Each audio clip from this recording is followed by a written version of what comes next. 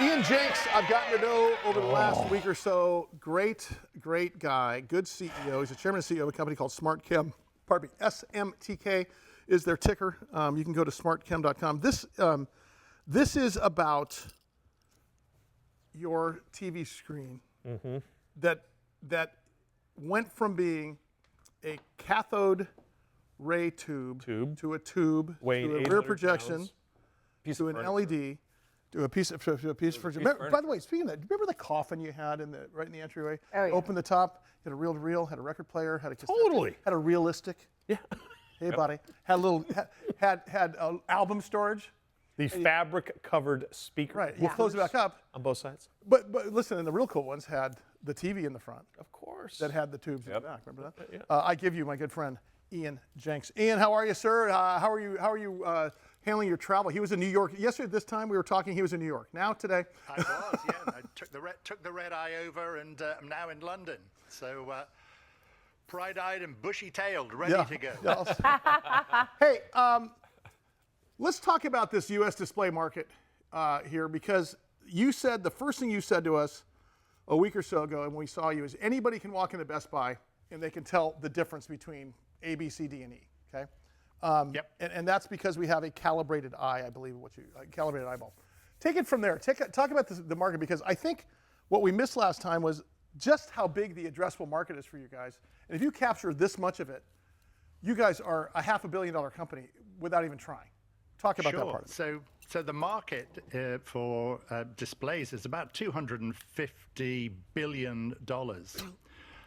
Roughly 60% of that is still LCD displays. So most of the things that you see on IT screens, and then the bulk of the rest of that today is OLEDs in a variety of different forms.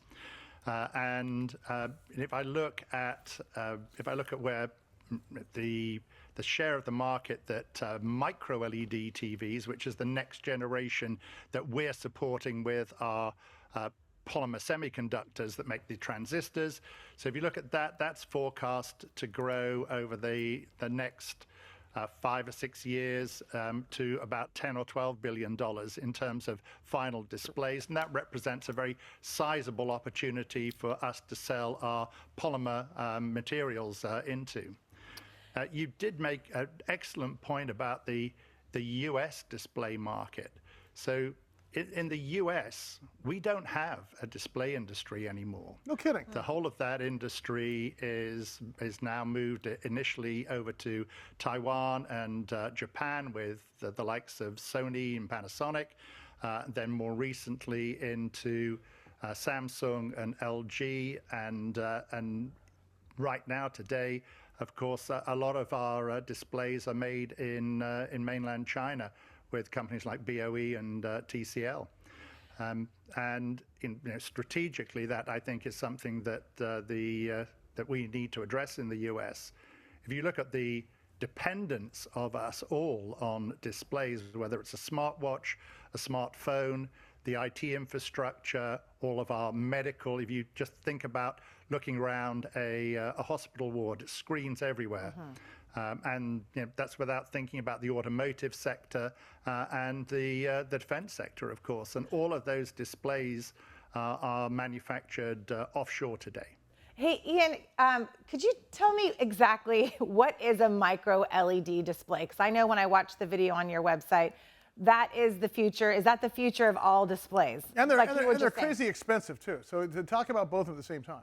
Sure, absolutely. So you're absolutely right. They are crazy expensive. So a micro LED, let's start with that. So micro LED, exactly the same thing that you have in the LED lights that we're all being illuminated with at the moment, but they're much smaller. So something like 1/20,000th of the size of the LED that you see in your light today.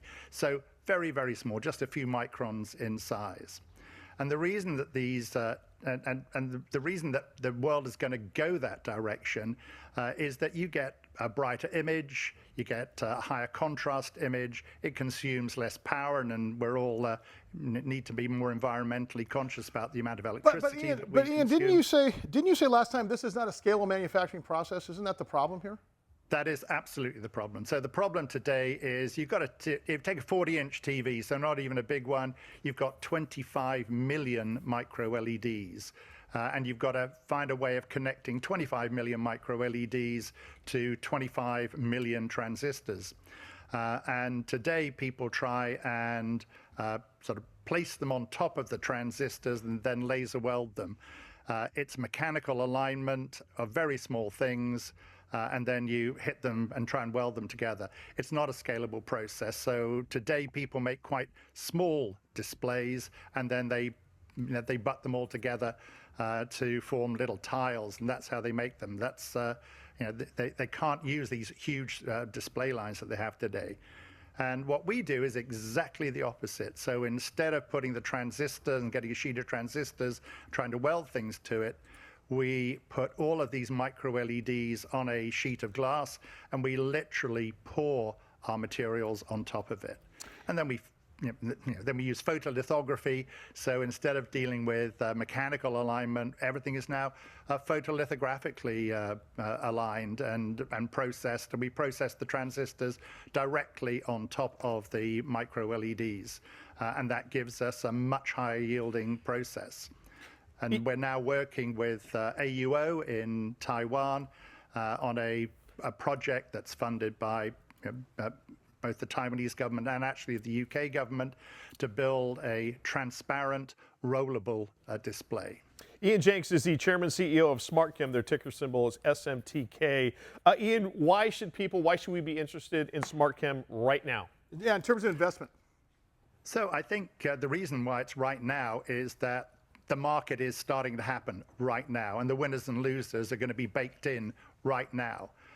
So if like me, you are a believer that calibrated eyeball is going to cause us all to want to have micro LEDs, sure, then the winners and losers are actually going to be formed now. It takes a year, 2, maybe 3 years to start to change an industry. There's a lot to happen in the meantime, but the winners and losers, and I believe we are going to be a winner.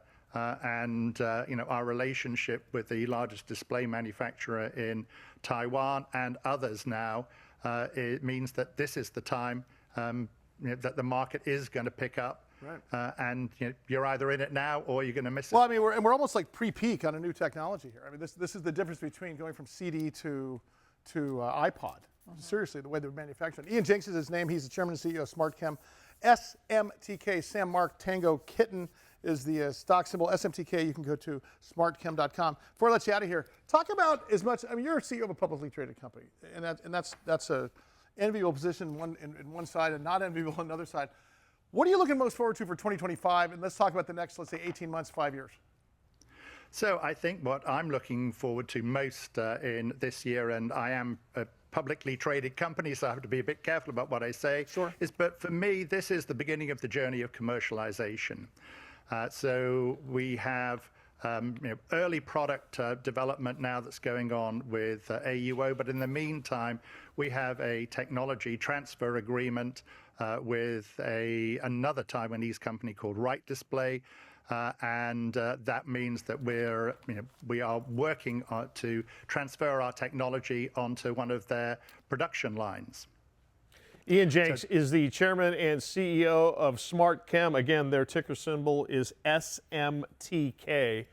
Ian, it's so fascinating, and I think this story is just going to continue to grow. If you're a geek that watches sports on TV, totally. watches movies on TV, I mean, Exactly right. Anybody's got eyeballs. One of my friends just bought I think it was Roy and Pam who come to the studio every once in a while, bought a 96-inch TV. Wow.